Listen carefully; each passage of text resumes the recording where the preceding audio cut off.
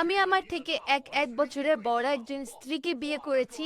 ৩ শূন্য সেকেন্ডে আমি আমার মেকআপ শেষ করার পর আমার মেকআপটি সম্পূর্ণ করার জন্য শুধুমাত্র 2টি ধাপ আছে। ও আমার বেস মেকআপ ইনপুট এবং শোষণ করার পরে আসুন এবং এই পণ্যটি ব্যবহার করুন।咱们第一步呀，就是给皮肤先补充水分啊。哎，我的底妆特简单啊，输入吸收完之后呀，来用上这款啊。একটি স্কিন নিউরিশিং লিকুইড ফাউন্ডেশন যা আপনার মেকআপের ফ্লুইডিটি দেখে মনে হচ্ছে এটিকে ছড়িয়ে দিতে পারেন শুষ্ক ত্বকে। এটি ব্যবহার করার পর আমি এমন পাউডার তৈরি করিনি যা আমি পানিতে ফেলেছি। আপনি কি দেখেছেন যে আমি কোথায় পাফ লাগিয়েছি?水分去给它拍，看到没？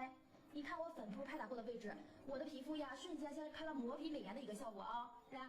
যদি আপনি এটিকে শুষ্ক ত্বকে ব্যবহার করেন তবে এটি মোটেও ভারী নয় এবং এটি আমার মায়ের প্রাকৃতিক ত্বকের মতোই। এখানে দেখুন, এটি খুব নাজুক দেখায়। আপনি আমার মুখের সমস্ত দাঁত দেখতে পাবেন। এটি আমার কপালে এবং 2 বা 3 মিনিটের মধ্যে আপনি এটিকে আপনার হাত দিয়ে স্পর্শ করলে এটি শুকনো এবং মসৃণ মনে হয়। এই সময় কোনো আঙুলের চিহ্ন নেই। মেকআপ সেট করা হয়েছে শুধু এই ছোট্ট বাই চুপচাপ আপনার আঙুলের ডবায় ছুঁয়ে দিলে। আমি এটা ছাড়া আপনার গায়ে একটা টিস্যু আটকাবো না।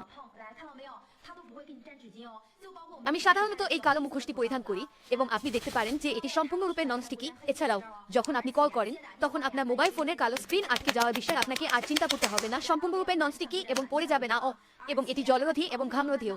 গ্রীষ্মে যারা তৈলাক্ত এবং ঘামে এবং যারা সার্ফিং পছন্দ করেন তারা কেবল এই জলের মালা ছাড়াই একটি টিস্যু ব্যবহার করতে পারেন, যাতে এটি শোষণ করার জন্য কোনো টিস্যু নেই। পরিষ্কার জল, জপমালা, আপনার পাউডার এখনো আপনার মুখের উপর আসে না। এটা সব প্রয়োগ করা হবে না। আঠালো চুল।